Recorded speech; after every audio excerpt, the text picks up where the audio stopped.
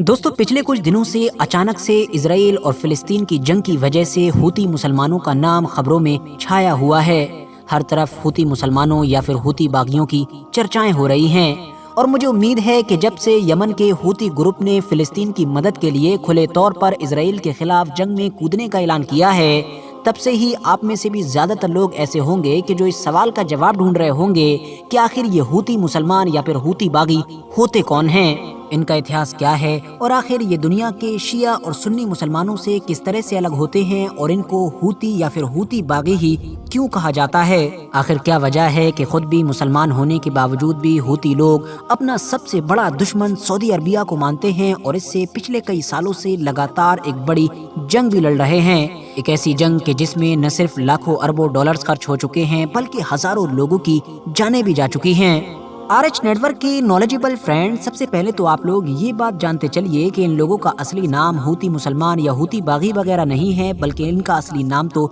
ज़ैदी मुसलमान होता है। ज़ैदिया दरअसल मुसलमानों का ही एक फिरका है। अब इन लोगों को हूती मुसलमान या हूती बागी क्यों कहा जाने लगा, ये भी आप लोग इस वीडियो में आगे जान ही लेंगे। फिलहाल ये जो ज़ैदिया ग्रुप है ये वैसे तो शिया फिरके का ही एक टूटा हुआ फिरका है, मतलब जो इतिहास में एक वक्त पर शिया ग्रुप से ही अलग हो गया था, मगर इनके कुछ रस्म रिवाज और इनके कुछ अकायद सुन्नियों से भी मिलते हैं। यही वजह है कि रस्म रिवाज और इस तरह की दूसरी चीजों में ज़ैदिया लोगों को शियों से ज्यादा सुन्नियों के करीब समझा जाता है और शायद यही वजह है कि ज्यादातर शिया स्कॉलर्स तो ज़ैदिया लोगों को शिया मानते ही नहीं हैं। फिलहाल अब अगर बात कर लें इतिहास की, तो जैसा कि हम सभी जानते हैं कि शिया और सुन्नियों में तो फर्क ये है कि जहां एक तरफ सुन्नियों के मुताबिक पैगंबर हजरत मोहम्मद सल्लल्लाहु अलैहि वसल्लम की वफात के बाद उनके 4 खलीफा हुए थे, हजरत अबू बकर, हजरत उमर और हजरत उस्मान और हजरत अली शेर खुदा। मगर दूसरी तरफ शिया लोगों का ये मानना है कि ये खिलाफत का कॉन्सेप्ट गलत है, बल्कि वो इमामत के कॉन्सेप्ट पर यकीन रखते हैं। उनके मुताबिक हजरत मोहम्मद सल्लल्लाहु अलैहि वसल्लम के चले जाने के बाद इमामत का कॉन्सेप्ट शुरू हुआ और पहले इमाम हजरत अली शेर खुदा थे, दूसरे इमाम उनके बड़े बेटे हजरत इमाम हसन, तीसरे इमाम उनके ही छोटे बेटे हजरत इमाम हुसैन, जबकि चौथे इमाम उनके पोते यानी कि हजरत इमाम हुसैन के करबला की जंग में बच जाने वाले बेटे हजरत इमाम ज़ैनुल आबिदीन, और इस तरह से ही आगे सिलसिला चलता रहा 12 इमामों तक। मगर दोस्तों, अब यहाँ पर गौर करने वाली बात यह है कि शिया लोगों के इतिहास में चौथे इमाम तक तो सब कुछ ठीक चला,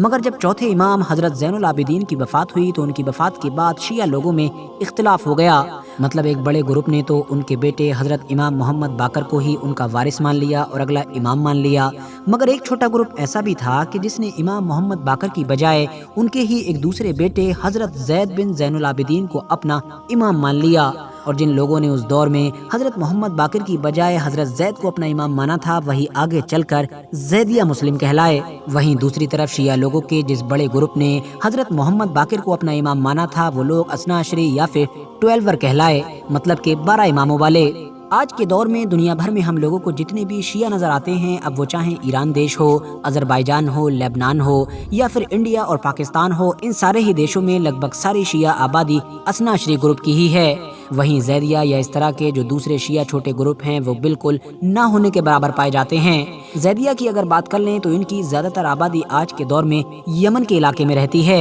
ज़ैदिया ग्रुप ने इतिहास के अलग अलग दौर में मुस्लिम दुनिया के अलग अलग इलाकों पर अपनी शानदार, बड़ी और ताकतवर हुकूमतें भी कायम की हैं। चाहे बात हो यमन के इलाके की, मोरक्को के इलाके की या फिर नदन अफ्रीका के इलाके की, नदन ईरान की या फिर सेंट्रल सऊदी अरबिया की, ये सारे ही वो इलाके थे कि जिनमें किसी दौर में ज़ैदिया ग्रुप की ताकतवर हुकूमतें कायम हो चुकी हैं। ऐसी हुकूमतें कि जो अगली कई सदियों तक कायम रही थीं। और स्पेशली जो यमन का इलाका है वो तो ज़ैदिया ग्रुप का हमेशा से गढ़ ही रहा है। यहाँ पर रहने वाले जो ये सारे लोग हैं ये 2 चीज़ों को बहुत ज़्यादा याद करते हैं और उस पर फख्र करते हैं। पहली चीज़ तो ये कि ऐतिहासिक तौर पर यमन के इलाके में जो सबसे पहले इस्लाम आया था वो हजरत अली शेर खुदा के जरिए से आया था, यानी वो खुद यहाँ पर आए थे और उनके आने से ही इस्लाम का आगाज हुआ था। दूसरी चीज़ ये कि बड़ी बड़ी ऑथेंटिक किताबों में इस तरह की हदीसें पाई जाती हैं कि जिसके मुताबिक पैगंबर हजरत मोहम्मद सल्लल्लाहु अलैहि वसल्लम ने मक्का मदीना के इलाके में बैठकर यमन के लोगों के लिए खास दुआ की थी اور اس چیز کو بھی آج تک یمن کے لوگ یاد کرتے ہیں اور اپنے لیے بہت زیادہ خاص مانتے ہیں۔ بات کریں اب اگر زیدیہ لوگوں کے بلیفز مطلب کہ عقائد کے بارے میں، تو بھلے ہی یہ لوگ شیعہ گروپ کی ہی ایک شاخ ہیں اور امامت کے کانسیپٹ پر بھی یقین رکھتے ہیں، مگر اس کے باوجود بھی یہ باقی شیعوں کی طرح اماموں کو معصوم نہیں مانتے ہیں۔ ساتھ ہی ساتھ یہ لوگ شیعوں سے الٹ اور سنیوں کی طرح حضرت ابوبکر صدیق اور حضرت عمر فاروق اعظم کو حضرت علی سے افضل مانتے ہیں۔ اتنا ہی نہیں، ان کا جو نماز پڑھنے کا طریقہ ہے یا وضو کرنے کا طریقہ ہے وہ بھی شیعوں سے کافی الٹ اور سنیوں سے کافی ملتا جلتا ہے۔ آپ میں سے بہت سارے لوگ اب یہی سوچ رہے ہوں گے کہ چلو وہ سب کچھ تو ٹھیک ہے، ہم نے زیدیہ گروپ کے بارے میں بھی بہت کچھ جان لیا، مگر اب آخر یہ ہوتی کا کیا کانسیپٹ ہے؟ آخر جب ان لوگوں کا اصلی نام زیدی ہے تو ان کو ہوتی مسلمان یا پھر ہوتی باغی کیوں کہا جاتا ہے؟ تو دوستو، ان لوگوں کو یہ نیا نام ابھی بالکل کچھ سال پہلے ہی دیا گیا ہے، اور اس کے پیچھے جو سب سے مین اور اکلوتی وجہ ہے وہ کوئی اور نہیں بلکہ ان لوگوں کا سب سے بڑا دشمن اور ان کا اپنا ہی پڑوسی دیش سعودی عربیہ ہے۔ ہاں دوستو، آپ لوگوں نے بالکل صحیح سنا، سعودی عربیہ۔ چلیے آپ لوگوں کو ایک بار پھر سے ذرا تھوڑا سا پیچھے لے کر چلتا ہوں۔ یہ یمن دیش ہے کہ جو دنیا کے نقشے میں سعودی عربیہ کے بالکل نیچے موجود ہے۔ دنیا کے زیادہ تر مسلم علاقوں کی طرح اس علاقے میں بھی خلافت راشدہ کے بعد وقت وقت پر سلطنتیں اور حکومتیں بدلتی رہیں۔ 1229 کے قریب اس علاقے میں رسولید ونشج نے اپنی ایک طاقتور سلطنت قائم کی تھی۔ اس کے بعد 16ویں صدی میں جا کر زیادہ تر مسلم علاقوں کی طرح اس علاقے پر بھی سلطنت عثمانیہ کا راج ہو گیا تھا۔ مگر دوستو، ان تمام چیزوں سے الگ ہٹ کر زیدی مسلمان کے جن کو بہت سارے لوگ زائدی بھی کہتے ہیں، یہ دھیرے دھیرے اتہاس میں یمن کے علاقے پر اپنی پکڑ بنا چکے تھے۔ آج سے لگ بھگ 1000 سال پہلے بھی ان لوگوں کی سلطنت یمن کے علاقے پر قائم ہوا کرتی تھی، اور پورے ہی 1000 سال یہ لوگ یمن کے الگ الگ علاقوں پر راج کرتے رہے ہیں۔ زائدی مسلمانوں کے آخری امام کے جن کا نام امام احمد تھا، ان کو 1962 میں قتل کر دیا گیا تھا۔ نتیجہ یہ ہوا کہ پورے یمن میں سول وار یعنی کہ گرہ یدھ شروع ہو گیا، اور یمن دیش دو ٹکڑوں میں بٹ کر رہ گیا۔ ایک تھا نارتھ یمن جبکہ دوسرا تھا ساؤتھ یمن۔ ساؤتھ یمن میں USSR یعنی کہ سوویت سنگ کا دبدبہ ہوا کرتا تھا،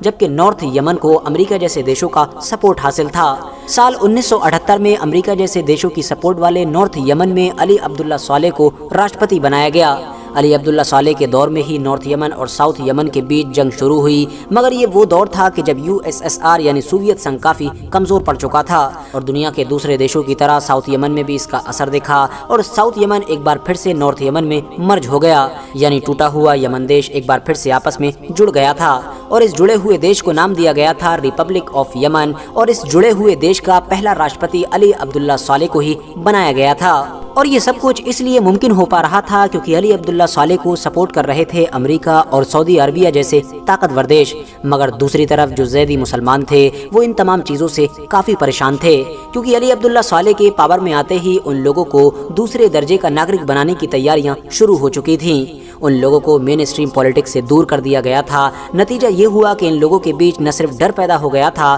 بلکہ زیدی مسلمانوں میں یہ باتیں بھی چلنے لگی تھیں کہ اگر سب کچھ ایسا ہی چلتا رہا تو کچھ سالوں کے اندر زیدی مسلمان خود اپنے ملک یعنی یمن سے ہی باہر ہو جائیں گے، اور زیدیوں کا پوری دنیا سے خاتمہ ہو جائے گا۔ ایسے ہی ماحول میں اپنی قوم کو بچانے کا بیڑا اٹھایا ایک نوجوان نے، ایک اسٹوڈنٹ نے، کہ جس کا نام ہوا کرتا تھا حسین بدر الدین الحوتی۔ یہ دراصل ایک ایسا اسٹوڈنٹ تھا کہ جس نے 1990 کے دشک میں وہاں پر ہوتی موومنٹ یعنی ہوتی آندولن کی شروعات کی۔ اس آندولن کا صرف ایک ہی مقصد تھا، زیدی مسلمانوں کو ایک بار پھر سے یمن کے اندر طاقتور اور ترقی یافتہ بنانا۔ شروع میں ہوتی لوگوں کے کام کرنے کا طریقہ یہ تھا کہ وہ تمام لوگوں کو کیمپس کے اندر لے جایا کرتے تھے، جہاں پر بڑے بڑے شیعہ اسکالرز کی کتابیں ان لوگوں کو پڑھائی اور سمجھائی جاتی تھیں۔ یعنی جو حسین بدر الدین الحوتی تھا وہ ہر حال میں اپنی قوم کی کھوئی ہوئی وراثت اور اپنی قوم کی کھوئی ہوئی ہر چیز کو واپس لانا چاہتا تھا، مگر دوسری طرف اس دور میں صالح کی جو یمنی سرکار تھی وہ بڑی تیزی کے ساتھ سعودی عربیہ اور امریکہ کے ساتھ اپنے رشتے کو مضبوط کر رہی تھی، اور ان تمام چیزوں میں اسرائیل بھی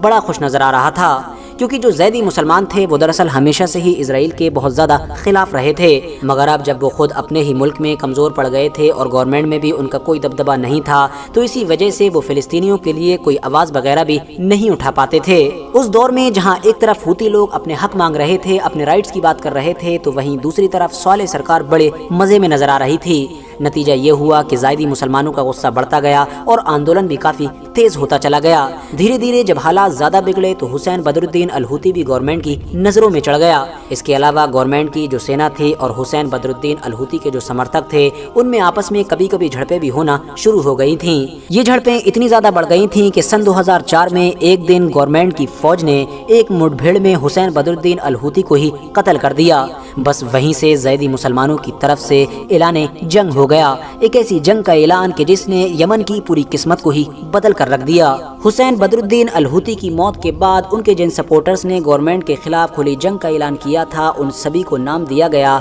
हूती विद्रोही का। शुरू में साले सरकार को ये महसूस हुआ कि इन तमाम हूती लोगों को बड़ी आसानी से और बड़े कम वक्त में ही हरा दिया जाएगा, क्योंकि इन लोगों के पास ना तो कोई ऑर्गेनाइज आर्मी है और ना ही कोई एडवांस हथियार हैं। हमारे पास तो आर्मी है और साथ ही सपोर्ट है अमेरिका जैसे ताकतवर देशों का। मगर दोस्तों ये सारे आंकड़े पूरी तरीके से गलत साबित हुए और 2010 आते आते गवर्नमेंट को हूती विद्रोहियों के सामने झुकना पड़ा और उनसे सुलह करनी पड़ी। मगर दोस्तों अगले ही साल यानी सन 2011 में एक बार फिर से हालात बदले और अली अहमद सालेह के जो पिछले एक लंबे वक्त से तानाशाह के तौर पर यमन पर हुकूमत कर रहे थे उनको हुकूमत छोड़कर अपने ही एक सहयोगी के जिनका नाम मंसूर हादी था उनको देना पड़ी। मगर ये हालात अभी भी सुधरने का नाम नहीं ले रहे थे और हूती लोग भी दिन ब दिन और ज्यादा ताकतवर होते जा रहे थे। और फिर दौर आया सन 2015 का कि जब हूती लोगों ने यमन की राजधानी सना पर भी कब्जा कर लिया और वहां पर मौजूद जो राष्ट्रपति भवन था उसको भी अपने कंट्रोल में ले लिया। नतीजे में जो यमन के राष्ट्रपति थे यानी कि मंसूर हादी उनको फौरन देश छोड़कर भागना पड़ा। सऊदी अरबिया के जो हूती मुसलमानों का विरोधी हुआ करता था और यमन की कठपुतली सरकार को सपोर्ट किया करता था उसको अब धीरे धीरे ये एहसास हो चुका था कि हूती लोगों को हो न हो पीछे से ईरान सपोर्ट कर रहा है, वरना हूती लोग ये सब कुछ अकेले कभी नहीं कर सकते थे, क्योंकि ईरान के लिए ऐसा करना कोई मुश्किल काम भी नहीं था, क्योंकि वो तो ऑलरेडी लेबनान में मौजूद हिजबुल्लाह की मदद लंबे वक्त से इजराइल के खिलाफ करता ही आ रहा था। अब जाहिर है ईरान और सऊदी अरबिया की दुश्मनी तो जग जाहिर थी, इसीलिए अब सऊदी अरबिया ने भी स्ट्रांगली वहाँ की गवर्नमेंट को सपोर्ट करना शुरू कर दिया और अंदर ही अंदर ये कसम खा ली कि वो हर हाल में हूतियों को दबाकर वहाँ पर एक बार फिर से वही गवर्नमेंट कायम करेगा कि जो पहले हुआ करती थी। सऊदी अरबिया ने अरब के अलग अलग इलाकों की फौजों का एक गठबंधन बनाया और गठबंधन बनाकर यमन के ऊपर धावा बोल दिया और बस यहीं से यमन की पूरी किस्मत बदल गई और यमन में तबाही का एक नया दौर शुरू हुआ। मगर दोस्तों सऊदी अरबिया ने सन 2016 में एक खतरनाक और बहुत ज्यादा घिनौनी हरकत की।